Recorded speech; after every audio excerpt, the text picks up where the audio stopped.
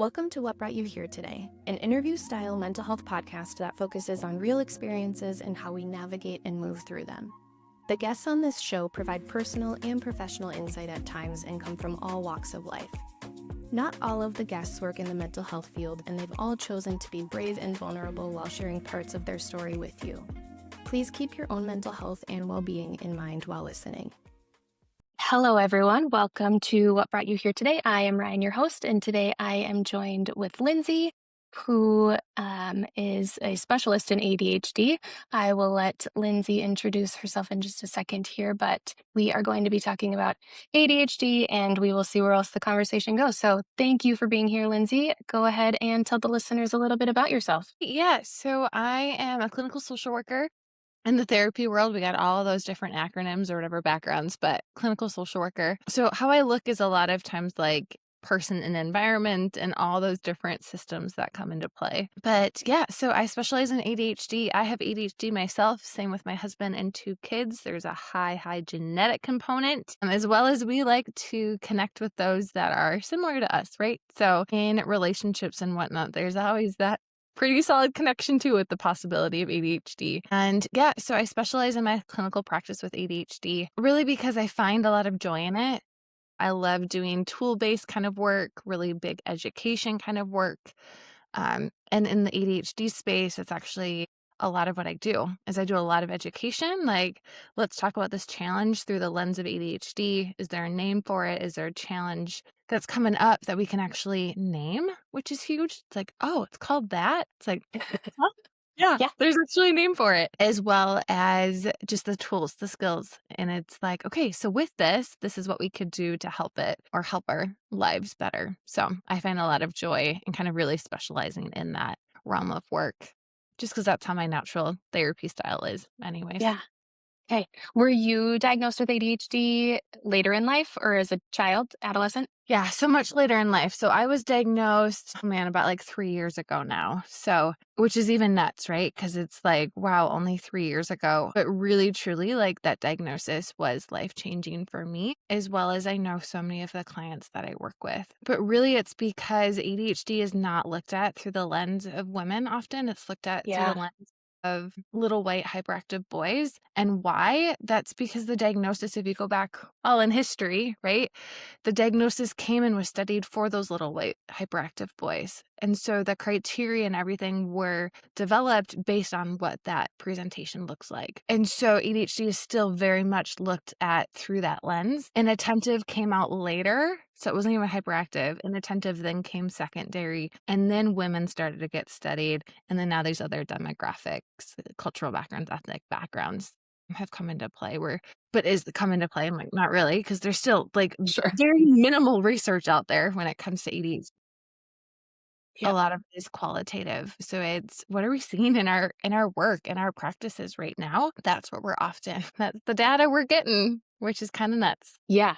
I also work with a lot of women and parents and moms who are also getting kind of late stage ADHD diagnosis. But I'm curious, I kind of went through this phase myself last year of do I have ADHD or if something else or is something else going on? Turns out for me, something else is going on and it's called perimenopause. So yay for that. But I'm Yes. curious from your However, standpoint.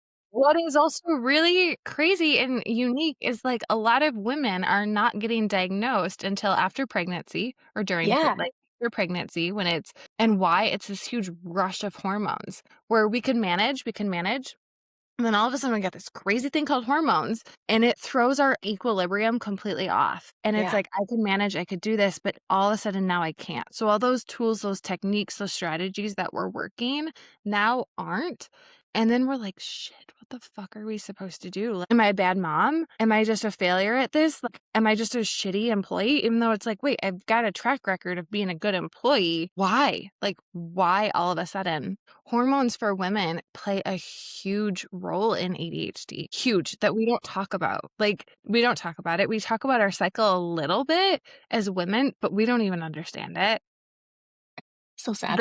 There's a visual, and people can just literally Google, and it's like, look at hormones based on your menstrual cycle. I do this all the time with clients, and I'm like, let's look at it. Yeah. And what you wanna do with ADHD is you wanna look at that estrogen. And so during your period, estrogen is really low, and it's low for like 7, 10 days, kind of. It can kind of vary, but it's long that week where you're like, so it's just before the period, and then that's that, like, you're like, "Is this fucking gonna be done?" Like, I just got out of it, and I'm like, Feel "This is great. so much better."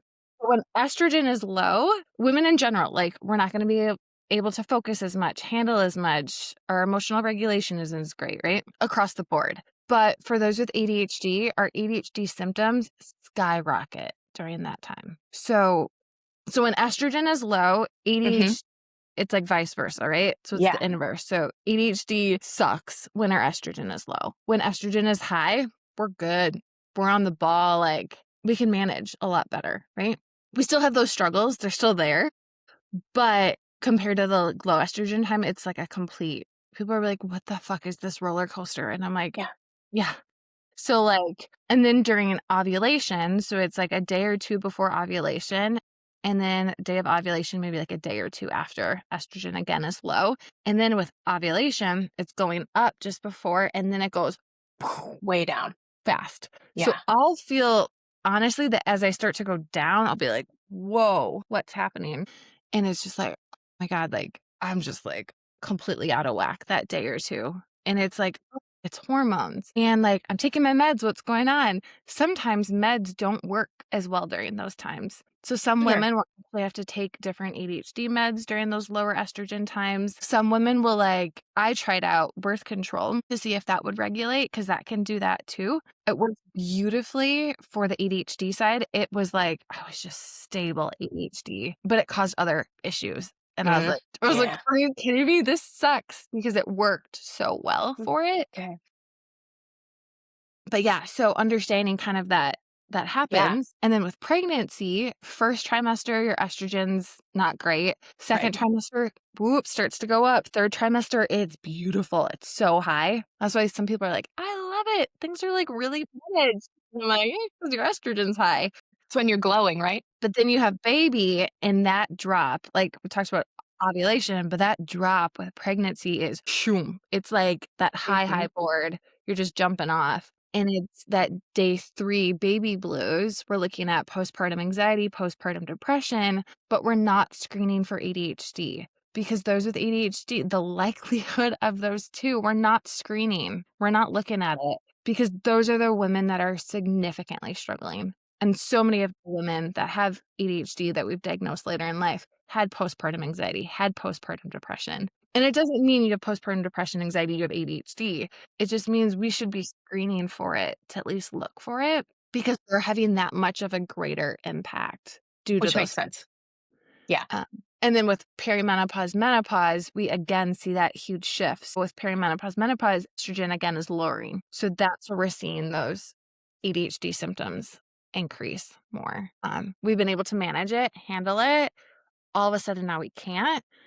So it's not actually unusual for women to be getting diagnosed post-pregnancy and perimenopause, menopause. That's like what's actually happening a lot because of education, because we're actually understanding it more. Yeah. And I think just talking about it more too, right? Like with women and ADHD, women with ADHD in general. Can we back up for a second? Because I think there's like this, maybe misunderstanding isn't the right word, but we all kind of just have this like stereotypical view of what ADHD is, right? Bouncing off the walls, little boys, hyperactive, a lot of high energy. How is it presenting in women? I think classically, like younger girls typically fly under the radar because they're more tend to be less behavioral, less hyperactive, more of that like inattentive kind of type, but able to like sit and mask very well. So younger girls fly under the radar. At least that's kind of my perception and understanding of it. But what is causing women now to be like, I think this is ADHD and not something else? So a lot of women will get diagnosed with anxiety or depression. So that's what we'll see. And that's because it's like, wow, like that's what the issues are. For me on my meds, my anxiety completely goes away until my meds are out of my system. And then I'm like, oh, hello, anxiety. So is it chicken or egg? I would say actually ADHD comes first. And like because it's ADHD at its core is emotional regulation challenges and executive functioning challenges and all of it. Yeah, everyone's got their own on that, and like I welcome all of that, but like there is also a lot of research that supports that and looking at those pieces. But it's a good discussion, right? It's a good Yeah, discussion. It's I would encourage people to just like, is this anxiety? Is it depression? Like, look at the different pieces that come into play because it is very real. For a lot of girls, what happens is girls will get compared to boys, and then we're not seeing it. When you're trying to assess, does this girl have it, you have to compare that girl to another girl. Okay, that's the key piece. You have to compare that female to another female, any age. If you are comparing them to a male, it's gonna get right. dismissed Yeah, because it looks very different. What's also really key, and for me was the thing that actually it clicked, was there's an assessment called the SASI, SASI. I can give you a link to it to include it. Um, and it's online, but like it is the most helpful tool ever out there for girls and women. So what it does is the Diva 5 is one of the assessments that's used and really widely respected by a lot of psychologists that do ADHD assessments. And that looks at childhood as well as adulthood and does a really good job. Like it does. It's really helpful to look at it like, oh, wow, this is actually how you could articulate it in childhood as well as adulthood. sure. The SASI takes it another step further and looks at it strictly through the lens of women and girls, right? So you're going to look at it and go, oh, so many of my women go, oh, I finally connect to that. Or Yeah. I can see that in my daughter. Does that make Okay. sense? Yep. And if you look at the Diva 5, sometimes they'll get it and they'll go, oh, yeah, that's me. But the SASI just takes it that whole nother step, that level to really truly look at it through the lens of women and girls to really be like, oh, that's what it looks like. So if anyone's like, I really want to study, I really want to understand it, I'm like, just look at that assessment. I'm not kidding. Like it spells it out beautifully of what it really truly does look like for girls and women. Okay. That's super helpful. Yeah. I think what are like some of the maybe more common symptoms or things you're noticing in women who are coming to you like, I think I have ADHD, here's what's going on. Yeah, they're smart, they're resourceful, they're doing what they're doing, they're working hard as can be, and it's just not working. Yeah. Yeah. Do you know what I mean? Like when you're just like, Yes. you're like, I've got this one that's like showing up to work, but like it's just not clicking. Mhm. And it's like it's usually those, to be honest. It's also a lot of the clients that have have been in therapy for a long time. It's the ones that come during life transitions. They just need some support with that life transition and they're good. And then, oh my gosh, they're in another life transition and now they're back. Those with ADHD struggle with transitions. So very common to see that. But it's the ones if you go, I wonder if you feel really overstimulated right now. I wonder if you feel understimulated. You ask that magic question. Yeah. Okay. You can say overwhelmed, but take it a whole nother level, which is overwhelmed is a good step in the right direction. But truly to be ADHD informed, say stimulation, overstimulated, understimulation, because really at our experience, it's stimulation based. We're either Mhm. overstimulated or understimulated. Understimulated is like we're bored. Like there's not enough activity. It's the same old, same old. We're like, but overstimulated is like, there's just so much that I'm having to manage. And like, there's noise and there's this and there's that. Like, I just can't think. I can't process. And that could be external. It could also be internal. There's just so much thinking and processing about. But that overstimulated, understimulated is golden. Someone goes, Yeah. That's the magic question. okay, we need to be assessing for this. Yeah. Okay. How do you feel like I know that most assessments are standardized. I get that. Are there some that you question? I'm thinking I've had a couple clients who have been assessed but come back with a generalized anxiety disorder diagnosis. And I'm always just really curious how that happens when what I see is maybe very more clearly ADHD than anxiety. Yeah. So there's a lot of work that I feel like we need to do to prep our clients for those assessments. Okay. And it is not for us to bias the assessment. It is not to, so I think we have to be really careful with that, right? Like, Mhm. are we just overdiagnosing or whatever? But it's a lot of it is like, how do we help support our clients to be informed about it? Because a lot of us, I know this, like personally, like I might be biased at times to be like, oh, I'm seeing everything through an ADHD lens because that's what I do all the time. Right. And, like, we need to kind of recognize our own biases with it, but also recognize, like, what we were taught about ADHD in school was very limited. Like, I was taught very limited. I was taught, look at the DSM, look at that criteria, and that's it. Well, that criteria is based on little white hyperactive boys, you Which know? doesn't translate. Yeah. It doesn't translate. It doesn't talk about hormones. It doesn't talk about all these different pieces. Like, nope.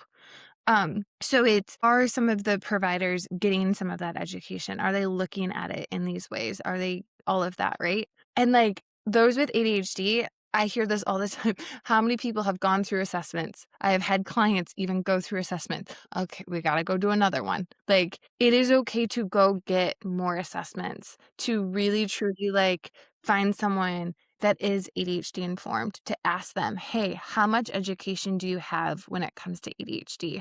Is it something that they're noting? Is it working with people that have like I take note of when a client has gone and done an assessment at someplace and it's like, wow, no, they did a really great job taking note of some of those places, because trying to find ADHD informed providers, both assessment wise as well as medication wise, like is Mhm. very key. And that's not to say that like providers aren't great at what they do. They're just holding so many different diagnoses and trying to study all these different pieces at once, right? So like I think like a huge ethic that I have as a social worker is competency, and Mhm. it's like, is this an area that I'm really truly competent in to really truly assess, right? And like that took a lot of time, a lot of education for me to start to grow in that competency of ADHD. But it's, I think, a huge piece that we really do need to be doing our education on, but also recognize if we're not as skilled in it, like refer out to someone, or say, maybe seeing this, but like I'd actually recommend further assessment for it. But how do we prepare our clients for those assessments? We look at some of those assessments. We look at the Diva 5 beforehand. I look at the SASI beforehand. I look at the Connors. If it's kids, we look at the Vanderbilt. And we look at them, we kind of help them understand through those assessments of what does ADHD actually look like? Because we have to articulate it. If we're not great at articulating it, it's going to get diagnosed in those other ways. Right. So what are some of the languages? What does this look like? Understanding with the assessments, if you're between two numbers, like the higher one is going to support a diagnosis, the lower one is not. So like if you're between them, like what are you going to do about it? So like Sure. how do we encourage our clients to just understand the tools? Because when you're in that space, so many of my clients are like, it's so overwhelming. Like, Because they it give is. me all of these assessments to fill out. I was so overwhelmed. And I'm like, here we go, ADHD. Yeah. Overwhelmed. It's like, was it really overstimulating? There was so much. And I'm like, I know. I'm like, that alone should help support that a little bit.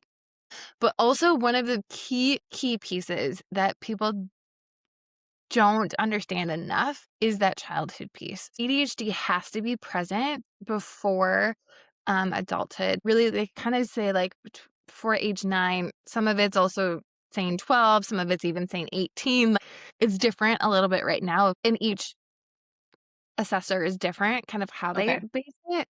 But that is what's really key, is to make sure you are really assessing that side of it with clients beforehand. Are they looking at it, and are you seeing that childhood piece? So looking at that Diva 5, looking at that SASI, to look at what does it look like in childhood and see if they can remember it. A lot of people don't remember their childhood as much. So is there a sibling? Is there a parent? Is there a childhood friend that they could literally say, hey, can you fill out this thinking about me?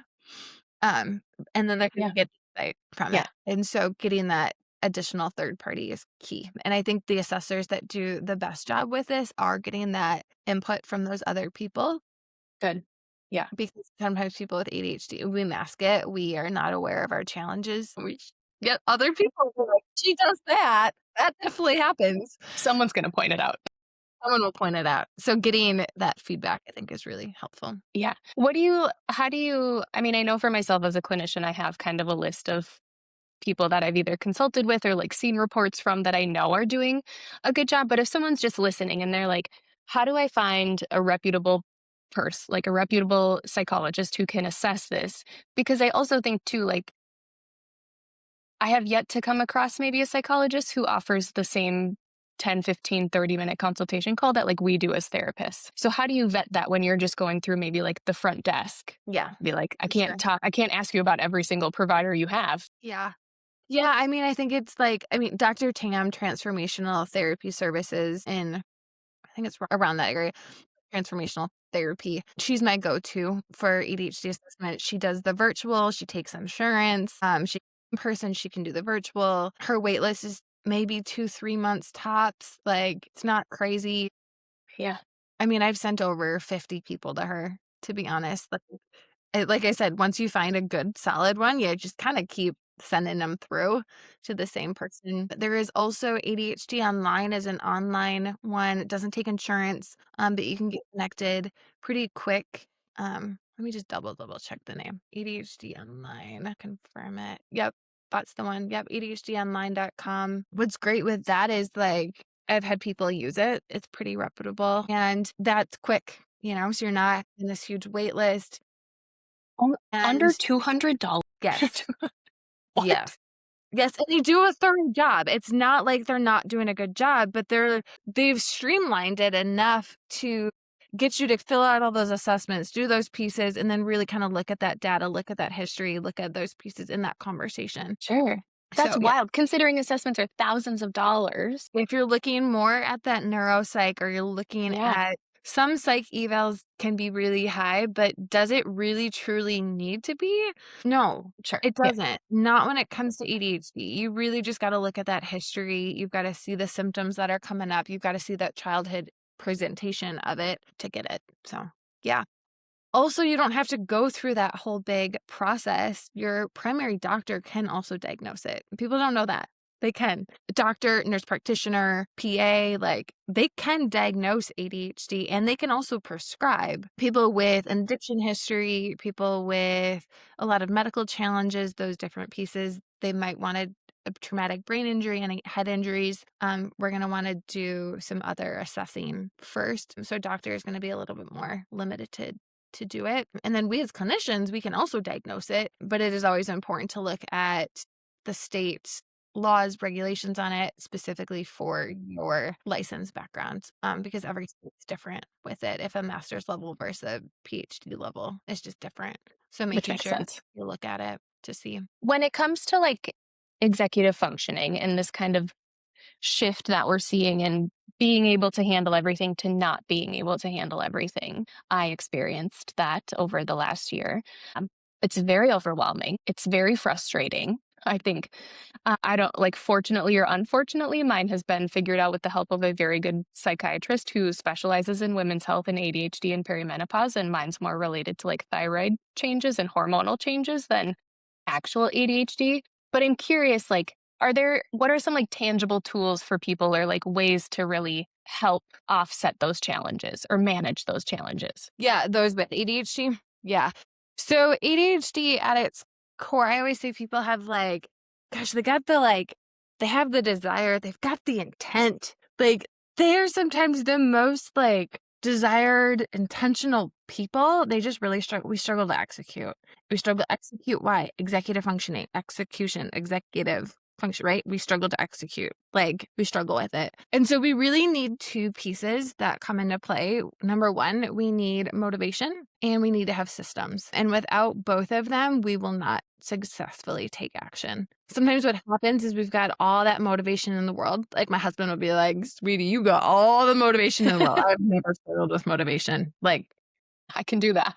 at all. Like he's usually like, you got it. And motivation is what you need to start. So it's like, it's just that burst, that spark to kind of get that car going, right? And then you've got this thing called the engine, which is going to keep that car going, which is what I struggle with, okay? But other people struggle with the other ones. They'll struggle with the spark. Systems are that motivation, or systems is that engine. So what's going to help me actually sustain this? I can get it started, but now what do I need to do to sustain it?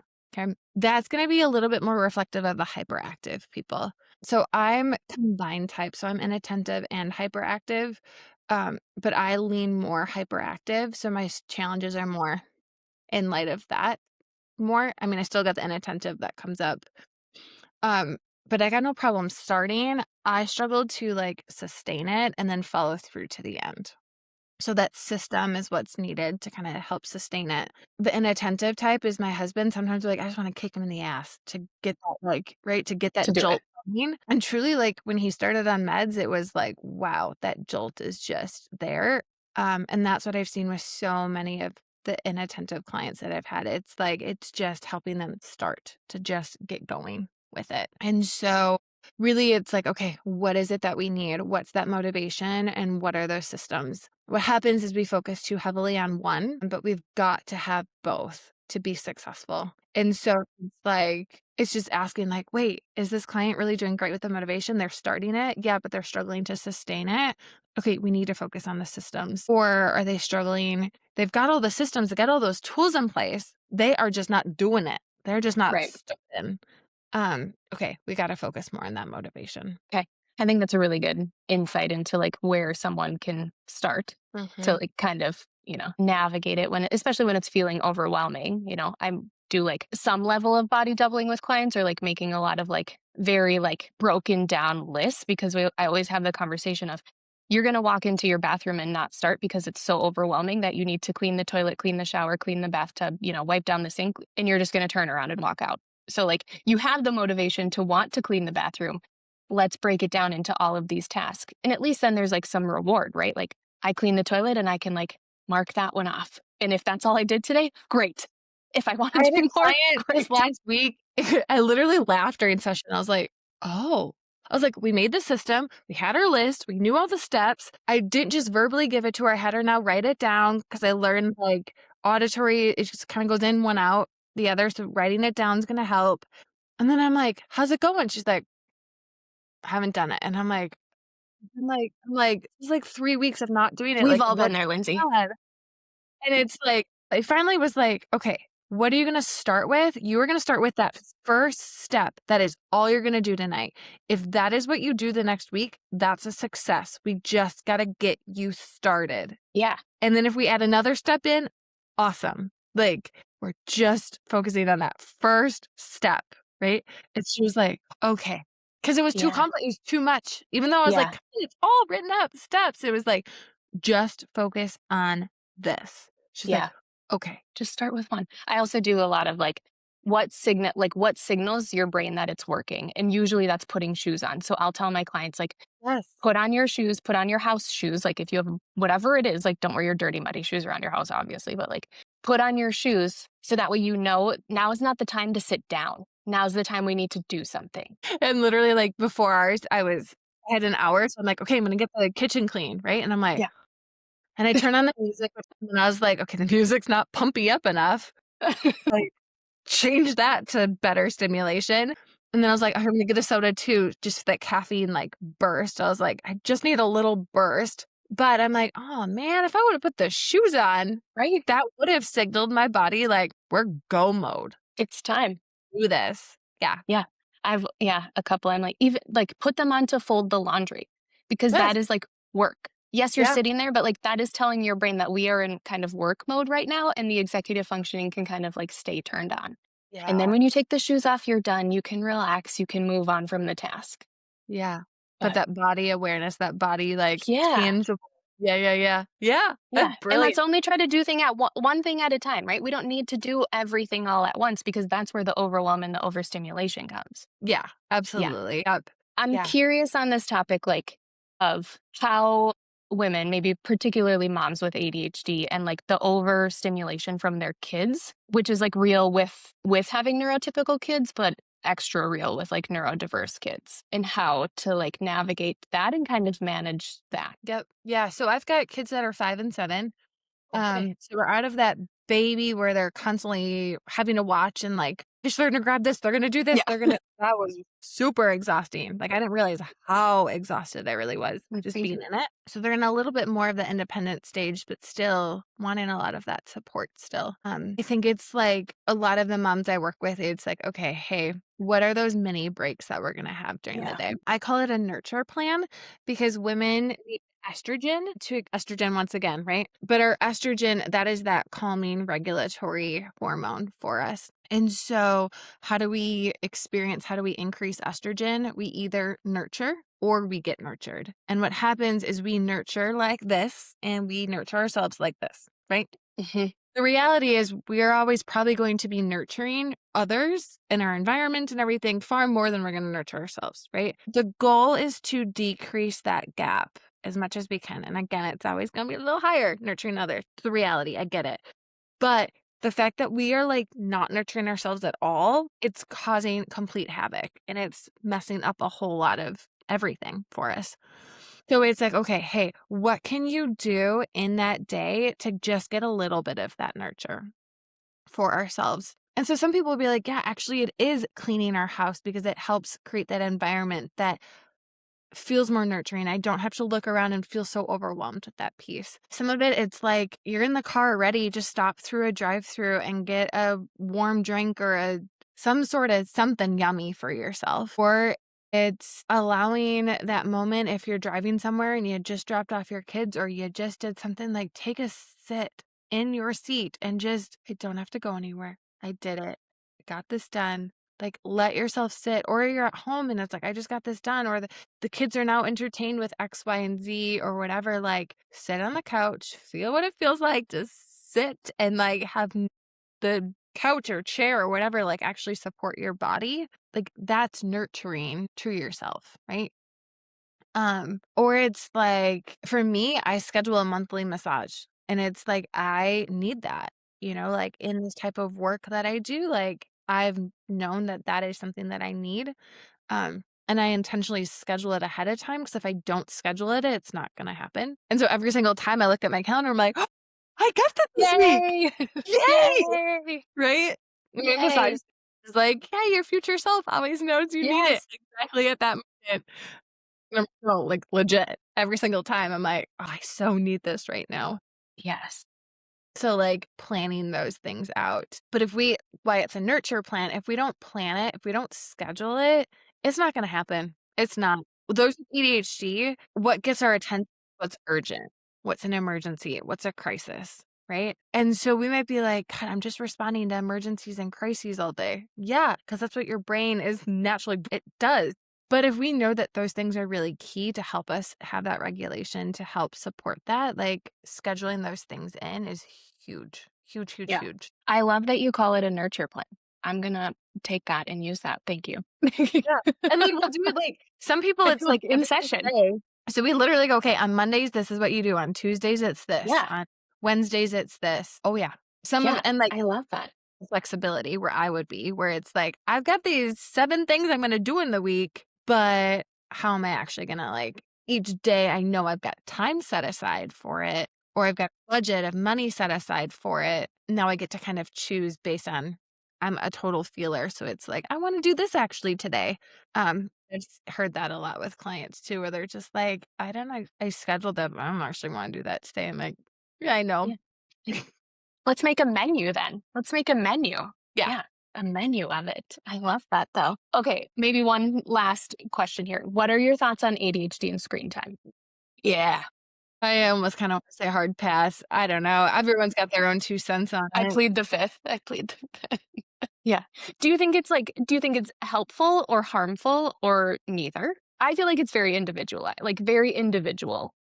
Guys, Yeah. I don't know. I'm a huge firm believer on if a parent needs some mental space and a break and they're going to turn on a TV for their kid or give them a tablet, whatever. I always say, are you doing this just to avoid having to be responsible?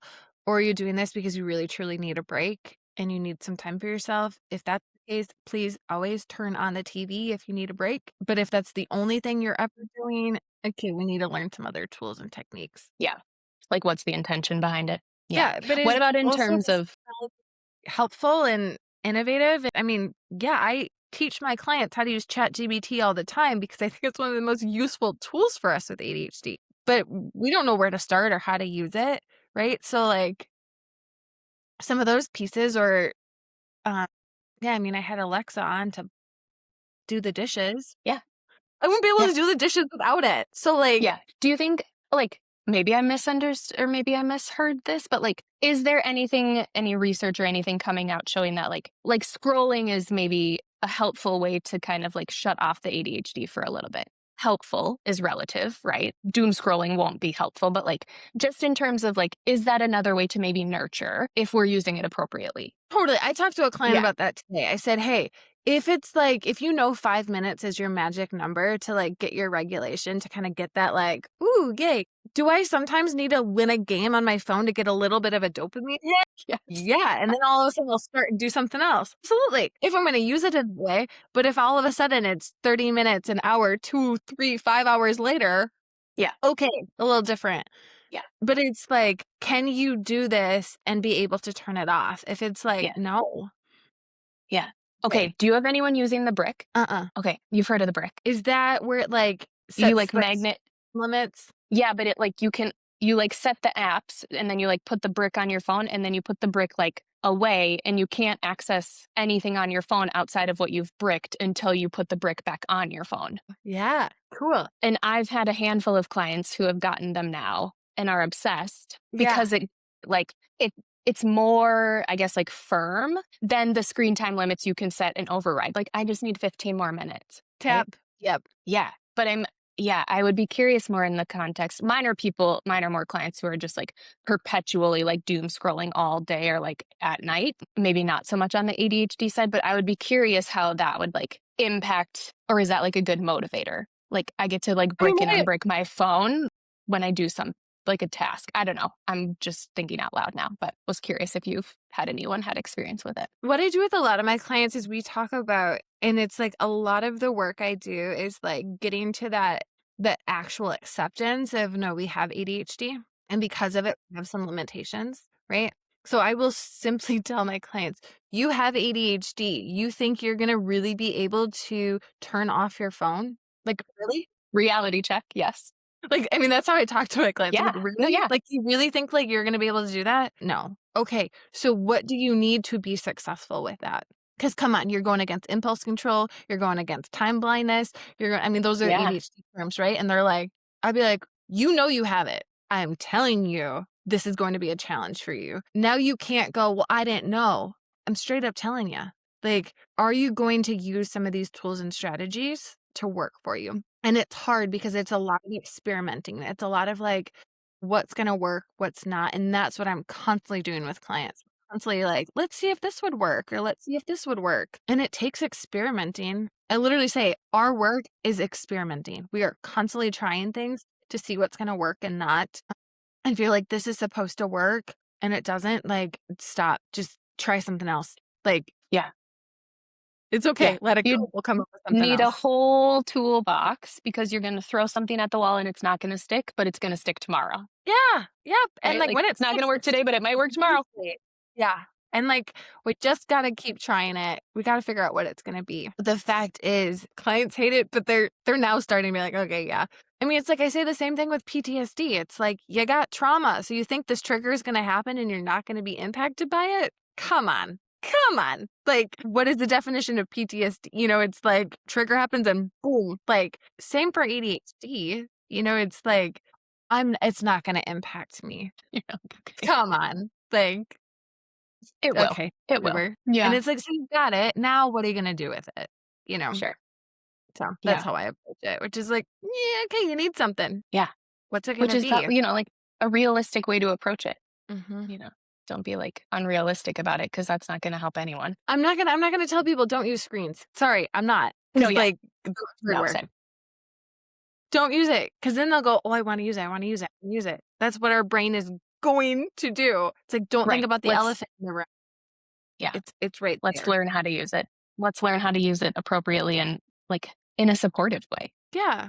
And it's like, yeah, you're going to need some of these things in play, but I could say that, or you could actually be like, oh yeah, I really do need that. Okay, great. Then you're going to be that much more eager to use it and implement and see the change happen. Yeah. This is such a fun conversation and very informative and enlightening. where can people learn more about you? Where can they find you? Yeah, so my website is probably the best place to do that. So it's familyservices.com. Yeah, that's the kind of best place. I have an email, so you can click on there's a link on my website. There's a button to click if you want to sign up for that. I also post a bunch of blogs. I really just do it whenever I'm inspired from a client conversation. More or less, like all of the blogs are always like I'm in a session with a client and I want them to take something to have a conversation with someone else, or I want something for them to like leave with that they can read and keep thinking about. Or it's like we got to the session and then we're like, there's a little bit more that like we just don't have time for, right? So then I quickly write up a blog that I'm like, here it is. I love it. And so it's usually for a particular client. I mean, you don't know who that particular client is, but their situation, their challenges or whatever is so common for so many people. So that's what's really fun with these blogs is then I then send it out and people get tools and strategies, that can help them through that lens of ADHD. Yeah, wonderful. I will link your website in the show notes when the episode drops, and then people can sign up for the email list. I signed up for it. It's right on the homepage. Very easy to do. So I'm excited to see what you send out in it and to learn more about ADHD. Anything else you want to listeners to know about ADHD, about you? If you want to work with Lindsey, she's in Minnesota, also licensed in other states as well. Yep. So licensed in Wisconsin, Minnesota, South Dakota, New Jersey, and Illinois. All right. Random You're all little bunch. Yeah. Random people reach out from different places and be like, hey, could you get licensed here so I can work with you? I was like, okay, why sure. not? Sure. Yeah. Yeah. Yep. Okay. And then 100% virtual, which is so great. So that's why it's easy to Awesome. work with people in all those different places. Yeah. I And I love take that. insurance as well. So there's Okay. not a lot In every state? in those. Yeah. But then, Or each in those state states. like, Yeah. has for sure the majority of the ones in Minnesota I take. And then there's a lot of the variety. But my website kind of lists out what Yeah. one for each state, things like Okay. that. Great. Yeah. Well, I will link that in the show notes. Again, it's been such a pleasure to have you on and to talk to you about ADHD. Yeah. Thank you. Awesome. Yeah. Thank you for listening. I hope you enjoyed today's episode. If you want to learn more or follow either of us on social media, you can find more information in the show notes. Thanks for your support and listening, and I hope you have a wonderful day.